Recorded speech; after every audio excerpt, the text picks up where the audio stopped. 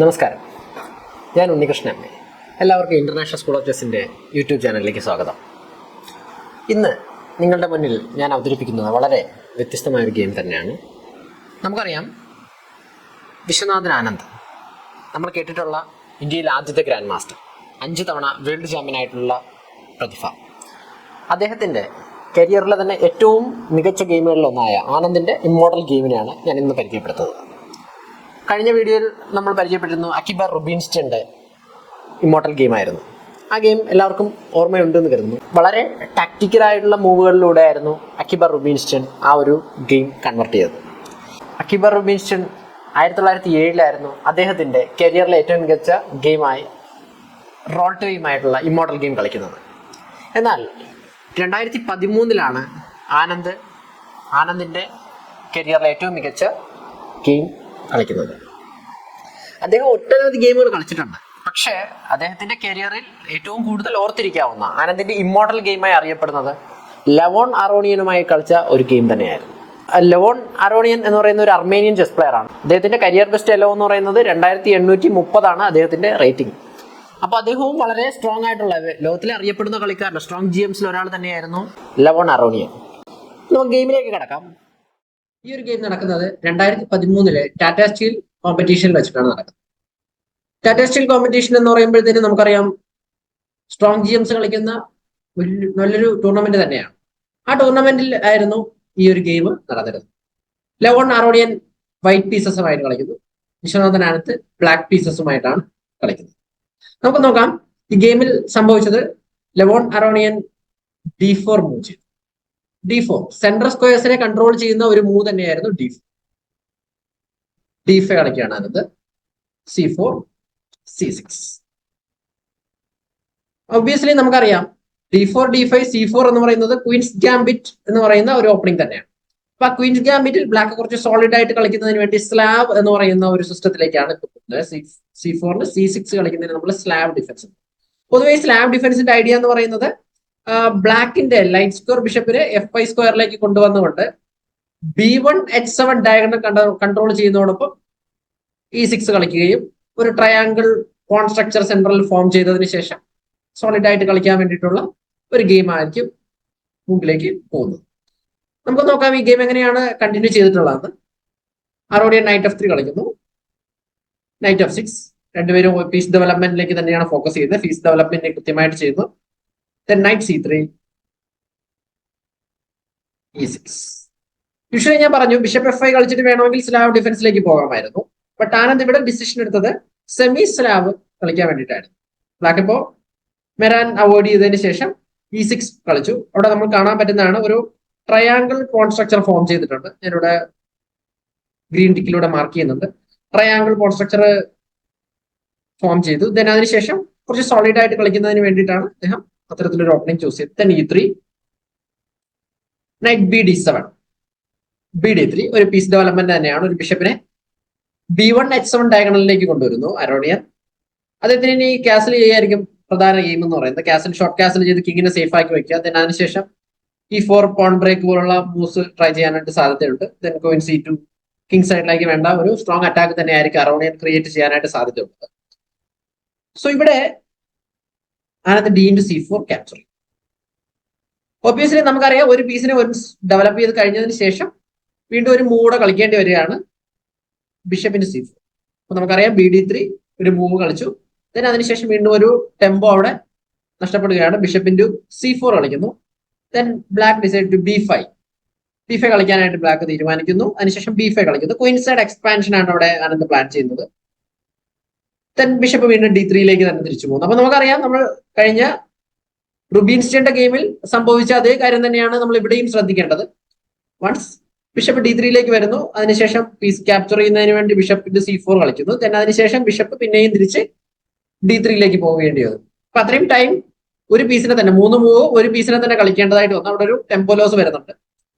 So usually ഇവിടെ black continue ചെയ്യുന്നത് എങ്ങനെയാണെന്ന് ചോദിച്ചാൽ A6 കളിക്കാറുണ്ട്. അതിനുശേഷം C5 ബ്രേക്കിലൂടെ ആയിരിക്കും. A6 കളിക്കുന്നത് B5 പോണിനെ ഡിഫെൻഡ് ചെയ്യുന്നതിന് വേണ്ടിയിട്ടാണ്. അത്തരത്തിൽ B5 പോണിനെ ഡിഫെൻഡ് ചെയ്തതിന് ശേഷം C5 കളിക്കുകയും പൊതുവെ സ്ട്രോങ് ആയിട്ടുള്ള D4 E3 എന്ന് പറയുന്ന പോൺ സ്ട്രക്ചറിനെ ബ്രേക്ക് ചെയ്യുന്നതിന് വേണ്ടിയിട്ടാണ് അത്തരത്തിലൊരു C5 ബ്രേക്ക് ട്രൈ ചെയ്യുന്നത്. അപ്പൊ ഇത്തരത്തിലൊരു C5 ബ്രേക്ക് ആണ് യൂഷ്വലി അവിടെ ട്രൈ ചെയ്യേണ്ടത്. അപ്പൊ C5 ബ്രേക്ക് കളിക്കുന്നതിന് മുമ്പ് A6 കളിച്ചിരിക്കേണ്ടതായിട്ടുണ്ട്. A6 bishop B7 C5 കളിക്കേണ്ടതാണ്. ഇവിടെ ആനന്ദ് ഡിസൈഡ് ചെയ്യുന്നത് BD6 കളിച്ചതിന് ശേഷം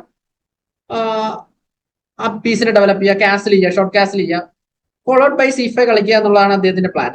മാത്രമല്ല അദ്ദേഹത്തിന്റെ ഐഡിയ, അദ്ദേഹം പ്ലാൻ ചെയ്തിരുന്ന അദ്ദേഹത്തിന്റെ ഐഡിയ എക്സാക്ട്ലി കളിയിൽ സംഭവിക്കുകയും ചെയ്തു എന്നുള്ളത് തന്നെയാണ് വാസ്തവം. കാരണം അദ്ദേഹം പ്ലാൻ ചെയ്തിരുന്നത് പീസുകളെ ഡെവലപ്പ് ചെയ്ത് കിങ് സൈഡിലേക്ക് ഒരു സ്ട്രോങ് അറ്റാക്ക് കൊടുക്കുക തന്നെയാണ്. നമുക്ക് നോക്കാം കളിയിൽ എന്താ സംഭവിച്ചതെന്ന്. അരോണിയൻ കാസിൽ ചെയ്യുന്നു, ഷോർട്ട് കാസിൽ. ആനന്ദും ഷോർട്ട് കാസിൽ ചെയ്യുവാണ്. Queen C2. നമ്മൾ ആദ്യം സൂചിപ്പിച്ചിരുന്നു BD3 ക്വീൻ C2 എന്ന് പറയുന്ന ഒരു സ്ട്രക്ചറിലേക്ക് ആയിരിക്കും അവിടെ ബാറ്ററി ക്രിയേറ്റ് ചെയ്ത് ക്വീൻ ആൻഡ് ബിഷപ്പ് ബാറ്ററി എന്ന് അറിയപ്പെടും. അപ്പൊ ഈ ക്വീൻ ആൻഡ് ബിഷപ്പ് ബാറ്ററിയിലൂടെ H7 ടാർഗറ്റ് ചെയ്യുക, H7 കിങ് സൈഡിലേക്ക് ഒരു സ്ട്രോങ് അറ്റാക്ക് കൊടുക്കുക എന്നുള്ളത് തന്നെയാണ് വൈറ്റ് അവിടെ എയിം ചെയ്യുന്ന കാര്യം. സോ ബ്ലാക്ക് അത് ഇഗ്നോർ ചെയ്യുന്നു. ബ്ലാക്ക് ബിഷപ്പ് B7 ഒരു പീസ് ഡെവലപ്മെന്റിലേക്ക് തന്നെ പോവാണ്. നമുക്കറിയാം C6 പോൺ എന്ന് പറയുന്നത് അൺപ്രൊട്ടക്റ്റഡ് ആയിരുന്നു, ബട്ട് ഡയറക്റ്റ് അറ്റാക്ക് ഇല്ലായിരുന്നു. C3 നൈറ്റ് ഓൾറെഡി ഉള്ളത് കാരണം തന്നെ ഡയറക്റ്റ് അറ്റാക്ക് ഇല്ലായിരുന്നു, ബട്ട് ആ ഒരു എലമെന്റിനെ കൂടെ പ്രൊട്ടക്ട് ചെയ്യുന്നുണ്ട്. അതോടൊപ്പം തന്നെ ഇപ്പൊ ഈ ബിഷപ്പ് ഈ B7 എന്ന് പറയുന്ന സ്ക്വയറിലേക്ക് എത്തുമ്പോൾ നമ്മൾ എയിം ചെയ്യേണ്ടത് H1 ഡയഗണലിലേക്ക് ആ ലൈറ്റ് സ്ക്വയർ ബിഷപ്പ് ഫോക്കസ് ചെയ്യുന്നു എന്നുള്ളത് വളരെ ഇമ്പോർട്ടന്റ് ആയിട്ടുള്ള കാര്യമാണ്. ഇത് നമ്മൾ ഫിയാൻജെറ്റോ ബിഷപ്പ് എന്ന് അറിയപ്പെടും. അപ്പൊ ഇത്തരത്തിൽ ഫിയാൻജെറ്റോ ബിഷപ്പുകൾ കിങ് സൈഡിലേക്ക് എയിം ചെയ്യുമ്പോൾ നമ്മൾ വളരെ കണ്ണിങ് ആയിട്ട് മൂവ്മെന്റ് കളിക്കേണ്ടതായിട്ട് വരും. കാരണം എന്തെന്നാൽ ഒരു സ്ട്രോങ് അറ്റാക്ക് വരാനുള്ള പോസിബിലിറ്റി വളരെ കൂടുതലാണ്. ദെൻ A3 കളിക്കുന്നു. A3 B4 BB2 ഐഡിയ വരും. അത് മാത്രമല്ല ഫ്യൂച്ചറിൽ B4 എന്ന് പറയുന്ന മൂവിനെ പ്രിവെന്റ് ചെയ്യുന്നതിന് വേണ്ടിയിട്ട് ആ A3 ഹെൽപ്പ് ചെയ്യുന്നുണ്ടാവും. അടുത്തതായി ആനന്ദ് കളിക്കുന്ന മൂവ് അമേസിംഗ് മൂവ് എന്ന് തന്നെയാണ് നമുക്ക് പറയേണ്ടി വരും. കാരണം അതൊരു നല്ല മൂവായിരുന്നു. Rook C8. യൂഷ്വലി ഇവിടെ ഞാൻ പറഞ്ഞു A6 C5 എന്ന് പറയുന്ന പോൺ മൂവ്മെന്റ് ആണ് നടക്കുക. അതിനുശേഷം C5 ബ്രേക്ക് ചെയ്തതിന് ശേഷം സെന്ററിനെ ബ്രേക്ക് ചെയ്തിട്ട് കളിക്കുകയായിരിക്കും ബ്ലാക്ക് ചെയ്യുന്നത്. ബട്ട് ഇവിടെ ആനന്ദ് ഡയറക്ട്ലി റൂക്ക് C8 കളിക്കുകയാണ്. A6ന്റെ ഒരു മൂവിന് വേണ്ടി പോകുന്നില്ല.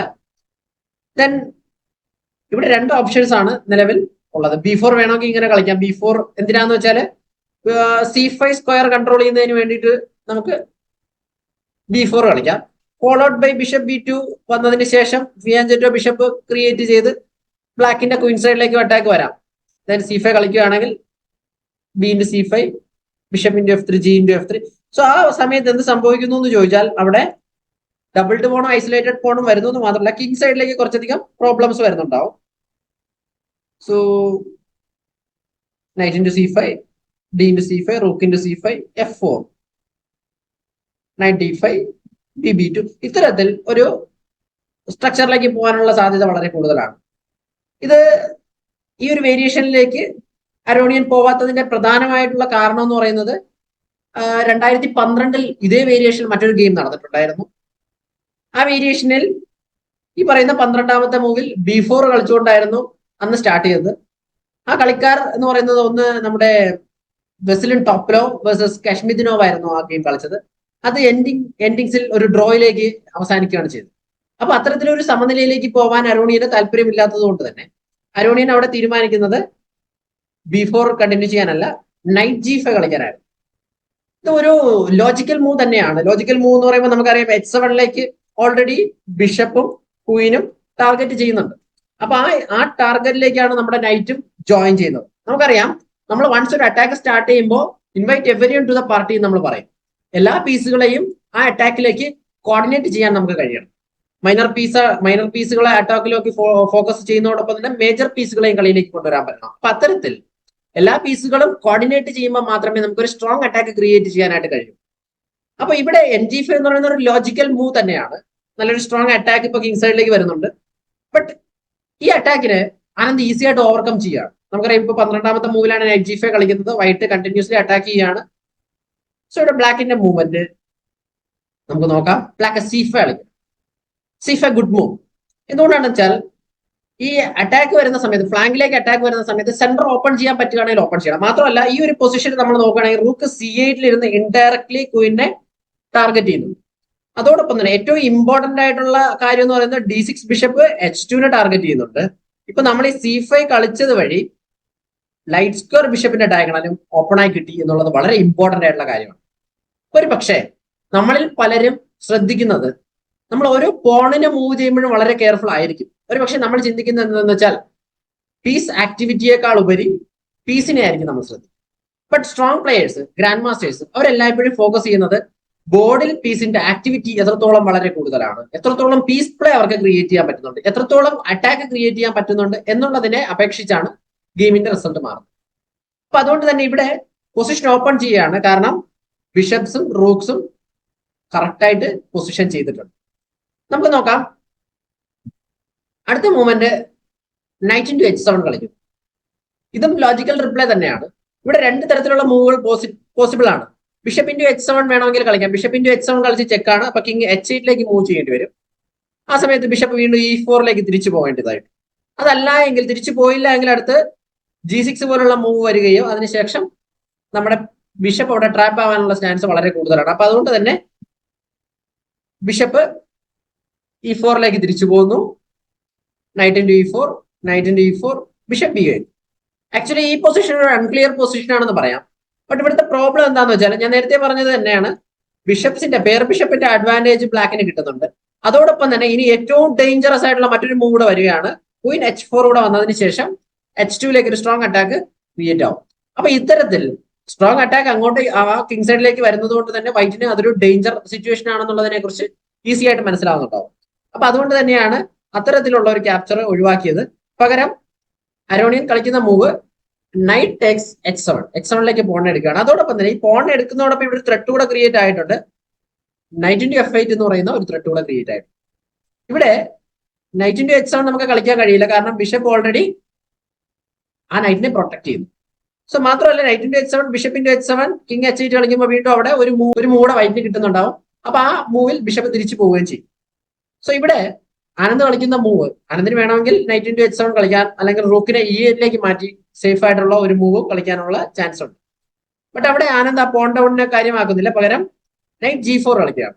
ഇതെന്ന് പറഞ്ഞാൽ ഫസ്റ്റ് പോയിന്റ് ആണ്. കാരണം h7 ഇരിക്കുന്ന നൈറ്റിനെ എടുക്കാതെ ബ്ലാക്കിന്റെ നൈറ്റിനെ g4ലേക്ക് കളിക്കുന്നതിന്റെ പ്രധാന എയിം എന്ന് പറയുന്നത് നമുക്കറിയാം, ക്വീൻ h4 എന്ന് പറയുന്ന ഒരു സ്ട്രോങ് മൂവ് അവിടെ പോസിബിൾ ആണ്. ക്വീൻ h4 വന്നതിന് ശേഷം followed by queen into h2 checkmate അവിടെ പോസിബിൾ ആണ്. അതോടൊപ്പം തന്നെ ക്വീൻ h4 കളിക്കുമ്പോൾ ഓൾറെഡി അവിടെ 4 ഫോഴ്സ് അറ്റാക്കിലേക്ക് എത്തുന്നു എന്നുള്ളത് വളരെ ഇമ്പോർട്ടന്റ് ആയിട്ടുള്ള കാര്യമാണ്. അതായത് രണ്ട് ബിഷപ്പും നൈറ്റും ഓൾറെഡി അവിടെ അറ്റാക്ക് ചെയ്യുന്നുണ്ട്. അതോടൊപ്പം നമ്മുടെ ക്വീനും കൂടെ അവിടെ കോർഡിനേറ്റ് ചെയ്യുന്ന സമയത്ത് അവിടെ മേറ്റ് ക്രിയേറ്റ് ചെയ്യാനുള്ള പോസിബിലിറ്റി വളരെ കൂടുതലാണ്. അപ്പൊ ആ ഒരു സിറ്റുവേഷനെ മുൻകൂട്ടി കണ്ടതുകൊണ്ടാണ് ആനന്ദ് നൈറ്റ് g4 എന്ന് പറയുന്നൊരു മൂവ് കളിക്കുകയും ഡേഞ്ചർ സിറ്റുവേഷൻ മനസ്സിലാക്കിയ അരോണിയൻ ബിഷപ്സിന്റെ ഡയഗണൽ ബ്ലോക്ക് ചെയ്യുന്നതിന് വേണ്ടി f4 എന്ന് പറയുന്ന ഒരു മൂവ് കളിക്കുകയാണ്. ഇവിടെ പലർക്കും തോന്നാം h3 എന്ന് പറയുന്ന ഒരു മൂവ്മെന്റ് കളിച്ചതിന് ശേഷം ആ നൈറ്റിനെ അവിടെ നിന്ന് കിക്ക് ചെയ്യിപ്പിച്ചൂടെ, അങ്ങനെയാണെങ്കിൽ നൈറ്റ് മാറുന്ന സമയത്ത് നമുക്ക് പിന്നെയും അറ്റാക്ക് ചെയ്യുകയോ ഡിഫെൻഡ് ചെയ്യുകയോ ചെയ്യാമല്ലോ എന്നൊരു സിറ്റുവേഷൻ ഉണ്ടാവാം. ബട്ട് അതൊരു പ്രാക്ടിക്കലി പോസിബിൾ ആയിട്ടുള്ള ഒരു സിറ്റുവേഷൻ അല്ല. എന്തുകൊണ്ടെന്നാൽ അവിടെ ബിഷപ്പ് h2 ചെക്ക് എന്ന് പറയുന്ന ഒരു സ്ട്രോങ് മൂവ് കിങ് h1, ആ സമയത്തേക്ക് ക്വീൻ h4ലേക്ക് വരികയും ചെയ്യും. ഇനി അവിടെ സംഭവിക്കാൻ പോകുന്ന കാര്യം നമുക്കറിയാം, ക്വീൻ ഇൻടു h3 എന്ന് പറയുന്ന ഒരു മൂവ് പ്രാക്ടിക്കലി അവിടെ പോസിബിൾ ആണ്. കാരണം g2 പോണ് പിന്നിലാണ്. സോ അതുകൊണ്ട് തന്നെ അവിടെ ഈസി ആയിട്ട് മേറ്റ് ക്രിയേറ്റ് ചെയ്യുന്നതിന് സാധ്യതയുണ്ട്. അപ്പൊ ഈ ഒരു സിറ്റുവേഷൻ അവോയ്ഡ് ചെയ്യുന്നതിന് വേണ്ടി ബിഷപ്പ് e4 കളിക്കേണ്ടതായിട്ട് വരും. ബിഷപ്പ് ഇൻടു e4 കളിക്കുകയും ക്വീൻ ഇൻടു e4 വരികയും ചെയ്യും.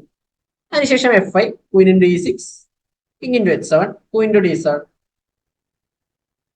cd ed ക്യാപ്ചർ നടക്കും. ബിഷപ്പ് b8ലേക്ക് തന്നെ തിരിച്ചു വരികയാണെങ്കിൽ ഈ ഒരു പൊസിഷൻ പെട്ടെന്ന് കാണുമ്പോൾ കിങ് ഓപ്പൺ ആയിട്ടൊക്കെ ഇരിക്കുന്നതായിട്ട് നമുക്ക് ഫീൽ ചെയ്യാം. But it's A equal position. ഒരു ബ്ലാക്കിന്റെ ഈ ഒരു സിറ്റുവേഷൻ എക്സ്പ്ലോയിറ്റ് ചെയ്യാൻ ഒരു പക്ഷേ വൈറ്റിന് കഴിഞ്ഞേക്കാം. വൈറ്റിന്റെ പീസ് കൃത്യമായി ഡെവലപ്ഡ് ആവുകയാണെങ്കിൽ, ബിഷപ്പ് ഡെവലപ്പ് ചെയ്ത് രണ്ട് റൂക്കുകളെയും കളിയിലേക്ക് കൊണ്ടുവരികയാണെങ്കിൽ ആ ഒരു ഡീപോൺ എന്ന് പറയുന്നത് ഒരു പാസ്പോൺ ആണ്. അപ്പൊ ആ പാസ്പോണിന്റെ പ്രഷർ, പാസ്പോൺ ഈസ് എ ക്രിമിനൽ എന്നാണ് പറയുക. സോ അത്തരത്തിൽ ഒരു പാസ്പോൺ പ്രൊമോട്ട് ചെയ്ത് വരിക എന്ന് പറയുന്നത് വളരെ റിസ്ക് ആയിട്ടുള്ള ഒരു കാര്യമാണ് ബ്ലാക്കിനെ സംബന്ധിച്ച്. സോ അതുകൊണ്ട് തന്നെ ഈ പൊസിഷൻ ഈക്വൽ ആണ്. അപ്പൊ ഈ ഒരു പൊസിഷനിൽ അങ്ങനെ കണ്ടിന്യൂ ചെയ്യാനായിട്ട് വൈറ്റും ബ്ലാക്കും ഡിസിഷൻ എടുത്തിരുന്നില്ല എന്നുള്ളതാണ് ഏറ്റവും ഇമ്പോർട്ടന്റ് ആയിട്ടുള്ള കാര്യം. വൈറ്റ് കളിച്ച മൂവ് f4, ഡാർക്ക് സ്ക്വയർ ബിഷപ്പിന്റെ ഡയഗണൽ ബ്ലോക്ക് ചെയ്യുകയാണ്. അതോടൊപ്പം മറ്റൊരു ഓപ്പർച്യൂണിറ്റി കൂടെ അവിടെ വൈറ്റിന് കിട്ടുന്നുണ്ട്. c2ലെ ക്വീൻ സെക്കൻഡ് റാങ്കിലെ g2 h2 എന്ന് പറയുന്ന സ്ക്വയറുകളെ ഗാർഡ് ചെയ്യാനും ഉള്ള പോസിബിലിറ്റി കൂടുകയാണ്. അപ്പൊ f4 എന്ന് പറയുന്നത് എല്ലായ്പ്പോഴും മൾട്ടിപർപ്പസ് മൂവ് ആണ്. നൈറ്റിന് വേണമെങ്കിൽ ഫ്യൂച്ചറിൽ g5ലേക്ക് വരിക, കാരണം f4 പോൺ അതിനെ പ്രൊട്ടക്ട് ചെയ്യും. അപ്പൊ ഇത്തരത്തിൽ ഒട്ടനവധി അഡ്വാൻറ്റേജസ് കണ്ടിട്ടാണ് മാസ്റ്റേഴ്സ് എല്ലായ്പ്പോഴും ഒരു മൂവ് കളിക്കും. ബ്ലാക്ക് അവിടെ C × D4 ക്യാപ്ചർ ചെയ്യാണ്. സിംപ്ലി സെന്റർ പോയിന്റിനെ ക്യാപ്ചർ ചെയ്യാണ്. E × D4 ക്യാപ്ചർ ചെയ്യുന്നു. E × D4 അല്ലാതെ Knight × F8 ക്യാപ്ചർ ചെയ്താൽ പിന്നെയും നമുക്കറിയാം ബിഷപ്പ് F8 ക്യാപ്ചർ നടക്കും. X3 വരുന്ന സമയത്ത് D × C3 അവിടുത്തെ നൈറ്റിനെ ക്യാപ്ചർ ചെയ്യുകയും H × G4 Knight F6 പിന്നെ അടുത്ത നൈറ്റ് കളിയിലേക്ക് വരികയും ചെയ്യുന്നുണ്ടാവും. അപ്പൊ ഇവിടെയും നമ്മൾ നോക്കുന്ന സമയത്ത് ഒരു അൺക്ലിയർ ആയിട്ടുള്ള ഒരു പൊസിഷനാണ്. മാത്രമല്ല ഇവിടുത്തെ പ്രോബ്ലം എന്താണെന്ന് വെച്ചാൽ വൈറ്റിന്റെ പീസുകൾ പുറത്തിറങ്ങുന്നില്ല. പീസ് മൊബിലിറ്റി വളരെ കുറവാണ് എന്നുള്ളത് വളരെ ഇമ്പോർട്ടന്റ് ആയിട്ടുള്ള കാര്യമാണ്. F6 നൈറ്റ് ആക്റ്റീവ് ആണ്. മാത്രമല്ല ഇപ്പോ ഒരു റൂക്കിന് പകരം ഒരു നൈറ്റ് ആണ് എക്സ്ട്രാ കയ്യിലുള്ളത്. പക്ഷെ നൈറ്റ് ഇപ്പോ മിഡിൽ ഗെയിം കളിക്കാൻ ആവശ്യമുള്ള ഒരു പീസുമാണ്. വൈറ്റിന്റെ കയ്യിൽ കൂടുതലുണ്ട് എന്ന് പറയുന്ന F1 റൂക്ക് അവിടെ ഇരിക്കും. പക്ഷെ അതുകൊണ്ട് പ്രത്യേകിച്ച് പ്രയോജനങ്ങളൊന്നും അദ്ദേഹത്തിന് ഉണ്ടാവുന്നില്ല. അപ്പൊ അതുകൊണ്ട് തന്നെ അത്തരത്തിലുള്ള ഒരു വേരിയേഷൻ അദ്ദേഹം ചൂസ് ചെയ്തില്ല. പകരം E × D4 ക്യാപ്ചർ ചെയ്യാണ്. Bishop C5 excellent move. Because ഈ മൂവ് ആണ് ശരിക്കും ഈ ഒരു ഗെയിം ചേഞ്ചർ എന്ന് പറയാൻ പറ്റുന്ന മൂവ് തന്നെയായിരുന്നു ബിഷപ്പ് C5. നമുക്കറിയാം H2B8 ഡയഗണലിൽ ഇരുന്ന ബിഷപ്പ് ആ ബിഷപ്പിന്റെ ഡയഗണൽ ബ്ലോക്ക് ആയി എന്ന് മനസ്സിലാക്കിയത് കൊണ്ടാണ് ആനന്ദ് അതിനെ C5 കൊണ്ടുവരുന്നത്. പലർക്കും ഒരു സംശയം ഉണ്ടാവാം, D × C5 വെട്ടിയാൽ എന്ത് സംഭവിക്കും? വളരെ നിസ്സാരമായിട്ട് തന്നെ എന്ത് ചെയ്യാം, Knight × C5 തിരിച്ചു കളിക്കാം. Knight × F8 കളിക്കുന്നുണ്ടാവും. അന്നേരം Knight × D3. ഇവിടെ ഇത് സ്ലോ പോയിസണിങ് ആണെന്ന് വേണമെങ്കിൽ പറയാം. കാരണം എന്താണെന്ന് വെച്ചാൽ ആ D3 എന്ന് പറയുന്ന ഇരിക്കുന്ന നൈറ്റ് വളരെ സ്ട്രോങ് നൈറ്റ് ആണ്. കാരണം അടുത്ത് വരാൻ പോകുന്ന ത്രെട്ട് എന്ന് പറയുന്നത് Queen D4 ചെക്കാണ്. Queen D4 check വരുന്ന സമയത്ത് കിങ് H1 മൂവ് ചെയ്യേണ്ടി വരും. നൈറ്റ് F2 ചെക്ക് വരും. Rook × F2 night × F2 king H2 king × F8. ഇവിടെ ഈ പ്രോബ്ലം എന്താണെന്ന് വെച്ചാല് വൈറ്റിന്റെ പീസ് ഡെവലപ്മെന്റ്സ് വളരെ കുറവാണ്. ബ്ലാക്കിന്റെ പീസ് ആണെങ്കിൽ കൃത്യമായി ഫോക്കസ്ഡ് ആയിട്ടിരിക്കുന്നുണ്ട്. B7 ബിഷപ്പ് ആവട്ടെ G2 കൃത്യമായി ഫോക്കസ് ചെയ്യുന്നുണ്ട്. ക്വീൻ വെൽ പ്ലേസ്ഡ് ആണെന്ന് നമുക്ക് പറയാം. റൂക്കും അതുപോലെ ആക്റ്റീവ് ആണ്. അപ്പൊ ഇത്തരത്തിൽ ഈ ഒരു പൊസിഷൻ ആയതുകൊണ്ടാണ് അങ്ങനെ ഒരു കണ്ടിന്യൂഷനിലേക്ക് പോകാത്തത്. സോ ബിഷപ്പ് E2 കളിക്കുന്നു. ശരിക്കും ഈ ഗെയിം കഴിഞ്ഞതിന് ശേഷമുള്ള ഇവാലുവേഷൻ ആനന്ദ് പറയുകയുണ്ടായി, ഈ ഗെയിമിൽ ഏറ്റവും മോശമായിട്ടുള്ള ഒരു മൂവായിട്ട് അദ്ദേഹത്തിന് കാണാൻ പറ്റിയ ഈ മൂവ് തന്നെയായിരുന്നു ബിഷപ്പ് E2. നമ്മൾ നേരത്തെ സൂചിപ്പിച്ചിരുന്നു ആ സെക്കൻഡ് റാങ്കിലുള്ള കൺട്രോൾ ക്വീനായിരുന്നു ചെയ്തുകൊണ്ടിരുന്നത്. ആ ക്വീനിന്റെ ആ സെക്കൻഡ് റാങ്കിലേക്കുള്ള കൺട്രോൾ ബ്ലോക്ക് ചെയ്യുന്ന രീതിയിലാണ് ഇപ്പോ ആ ബിഷപ്പ് മൂവ് ചെയ്തിരിക്കുന്നത്. നമുക്ക് നോക്കാം ഇത് കളിയെ എങ്ങനെ എഫക്ട് ചെയ്തു നമുക്ക് നോക്കാം. നൈറ്റ് D5 എല്ലാ പീസുകളും ഹാങ്ങിങ് ആണ്. നോക്കുമ്പോൾ അറിയാൻ പറ്റും G4 നൈറ്റ് ഹാങ്ങിങ് ആണ്, E5 നൈറ്റ് ഹാങ്ങിങ് ആണ്, C5 ബിഷപ്പ് ഹാങ്ങിങ് ആണ്. ഇത്തരത്തിൽ പീസുകൾ ഹാങ്ങിങ് ആണെങ്കിലും ഇറ്റ്സ് എ ബ്രില്യന്റ് മൂവ്. എന്തുകൊണ്ടെന്നാൽ ഇവിടെ യാതൊരു വിധത്തിലുള്ള ക്യാപ്ചറും പോസിബിൾ അല്ല. F × E5 കളിക്കുകയാണെങ്കിൽ ക്വീൻ × D4 വരും. കിങ് H1 പോകുന്ന സമയത്ത് അവിടെ ഒരു സ്മൂത്തേഡ് മേറ്റ് ഫോം ചെയ്യുന്നതാണ് Queen G1 check. Rook × G1 night F2 check mate. So ഇത്തരത്തിൽ അവിടെ ഒരു ടാക്ടിക്കൽ ഷോട്ട് ഒളിഞ്ഞു കിടക്കുന്നു. അപ്പൊ ഇനി നമുക്ക് അടുത്ത് തോന്നാം D × C5 കളിച്ചാൽ എന്ത് സംഭവിക്കും? D × C5 കളിക്കുന്ന സമയത്തും queen D4 king H1 knight F2 rook × F2 queen × F2 followed by bishop G2 or queen G2 checkmate അവിടെ പോസിബിൾ ആണ്. സോ അതുകൊണ്ട് തന്നെ ആ ഗെയിം ലോസ്റ്റ് ആവുന്നതാണ്. അപ്പൊ നമുക്കറിയാം C5 D5 പീസുകളെ ക്യാപ്ചർ ചെയ്യാനായിട്ട് സാധ്യമല്ല. അതുകൊണ്ട് തന്നെ അറോണിയൻ കളിച്ചപ്പോൾ ബിഷപ്പ് ടേക്സ് G4. ഈ ബിഷപ്പ് ടേക്സ് G4 കളിക്കുമ്പോൾ bishop × D4 king H1 night × G4 നേരത്തെ നമ്മൾ പറഞ്ഞ അതേ ത്രെട്ടുകൾ തന്നെ പിന്നെയും റിപ്പീറ്റ് ചെയ്ത് വരികയാണ്. ഇവിടെ എന്താ നമ്മൾ ശ്രദ്ധിക്കേണ്ടതെന്ന് ചോദിച്ചാൽ മൈനർ പീസുകൾ തമ്മിലുള്ള ഒരു കോർഡിനേഷൻ എന്ന് പറയുന്നത് വളരെ ഇമ്പോർട്ടന്റ് ആണ്. ഇവിടെ ശരിക്കും ആദ്യം നമ്മൾ 12ാമത്തെ മൂവിൽ കളിച്ച നൈറ്റ് G5 അതിനുശേഷം നൈറ്റ് × H7 കളിക്കുന്നുണ്ട് വൈറ്റ്.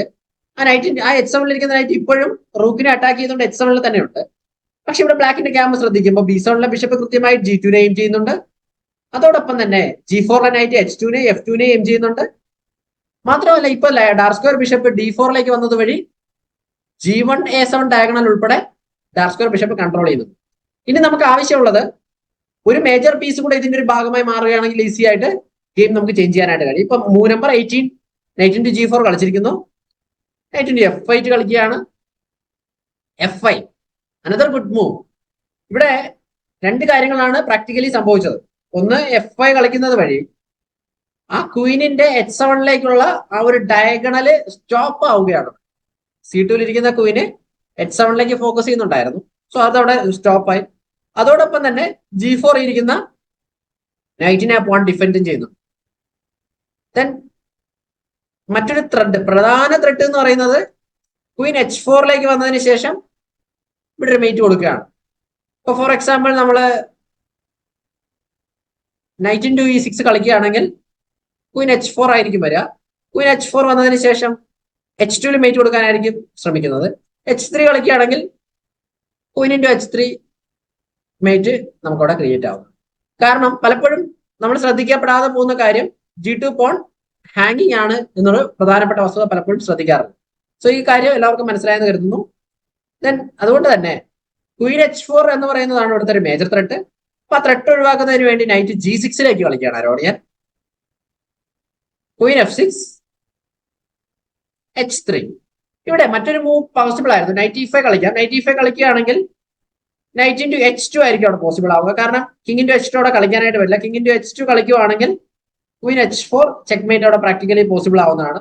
സോ അതുകൊണ്ട് തന്നെ നൈറ്റ് E5 കളിച്ചിട്ടില്ല, പകരം H3 കളിക്കുകയാണ്. Queen takes G6. ഒരു മിനിറ്റ് ഇവിടെ നിന്ന് ആലോചിച്ച് നോക്കാം. ശരിക്കും H3 കളിക്കുമ്പോൾ നൈറ്റ് അറ്റാക്കിലാണ്, ബട്ട് ആ നൈറ്റിനെ ക്യാപ്ചർ ചെയ്യാനായിട്ട് കഴിയില്ല. H ഇൻടു G4 കളിക്കുകയാണെങ്കിൽ വളരെ എളുപ്പത്തിൽ ഒരു മേറ്റ് അവിടെ ക്രിയേറ്റ് ആവുന്നതാണ്. Queen H6. കാരണം പലപ്പോഴും നമ്മൾ ശ്രദ്ധിക്കപ്പെടാതെ പോകുന്ന കാര്യം G1 already dark square bishop control ചെയ്യുന്നുണ്ട്. അപ്പൊ അതുകൊണ്ട് തന്നെ കിങ്ങിന് G1 മൂവ് ചെയ്യാനായിട്ടും സാധ്യമല്ല. സോ ക്വീൻ E2 കളിക്കുകയാണ്. Queen H5. Very important move. Queen D3.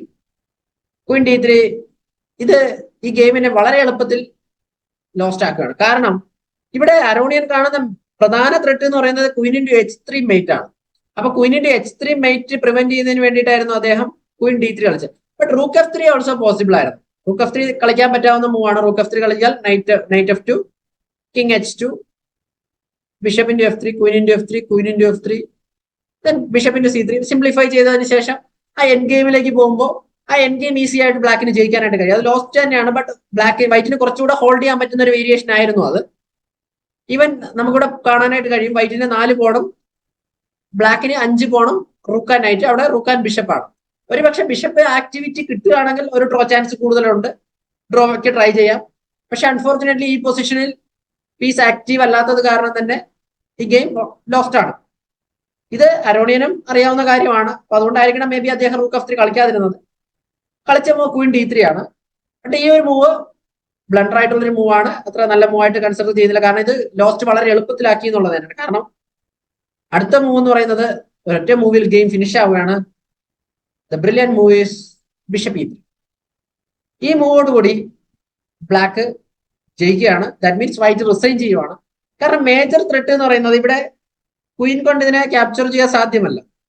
കാരണം ക്വീൻ അവിടെ ലോസ്റ്റ് ആവുകയാണ്. ക്വീൻ ലോസ്റ്റ് ആയി എന്ന് പറഞ്ഞാൽ മാത്രം പോരാ. Then Queen into H3, king G1, Queen G2 checkmate അവിടെ സാധ്യമാണ്. അപ്പൊ അതുകൊണ്ട് തന്നെ ക്വീൻ കൊണ്ട് ആ ബിഷപ്പിനെ പറ്റുക പ്രാക്ടിക്കലി പോസിബിൾ അല്ല. അടുത്ത മൂവ് ബിഷപ്പ് ഇൻടു E3 കളിക്കുമ്പോഴും ഇതേ ത്രെട്ട് തന്നെയായിരിക്കും വരിക. Queen H3, then Queen into G2 checkmate. So ഇത്തരത്തിൽ ആനന്ദിന്റെ കരിയറിൽ ഏറ്റവും ബെസ്റ്റായി കളിച്ച 23 മൂവ്സിൽ ഫിനിഷ് ആയിട്ടുള്ള ഈ ഒരു ഗെയിമിനെയാണ് ആനന്ദിന്റെ കരിയറിലെ തന്നെ ഇമ്മോർട്ടൽ ഗെയിം എന്ന് അറിയപ്പെടുന്നത്. എല്ലാവർക്കും ഈ ഗെയിം വളരെ വ്യക്തമായി മനസ്സിലായി എന്ന് കരുതുന്നു. എല്ലാവർക്കും ഈ ഗെയിം ഇഷ്ടപ്പെട്ടു എന്ന് കരുതുന്നു. ഇനിയും ഒരുപാട് വീഡിയോസുമായി ഞാൻ ഇനിയും നിങ്ങളുടെ മുന്നിലേക്ക് എത്തുന്നുണ്ടാവും. ഈ ഗെയിമിനെ പറ്റി വല്ല സംശയങ്ങളും ഉണ്ടെങ്കിൽ കമന്റ് ബോക്സിൽ ചോദിക്കാവുന്നതാണ്. വീഡിയോ ഇഷ്ടപ്പെട്ടുവെങ്കിൽ വീഡിയോ ലൈക്ക് ചെയ്യുക, ചാനൽ സബ്സ്ക്രൈബ് ചെയ്യുക, ബെൽ ബട്ടൺ എനേബിൾ ചെയ്ത് നോട്ടിഫിക്കേഷൻ ഓൺ ആക്കി വെക്കുക. Signing out, Unnikrishnan M A, national instructor. Thank you.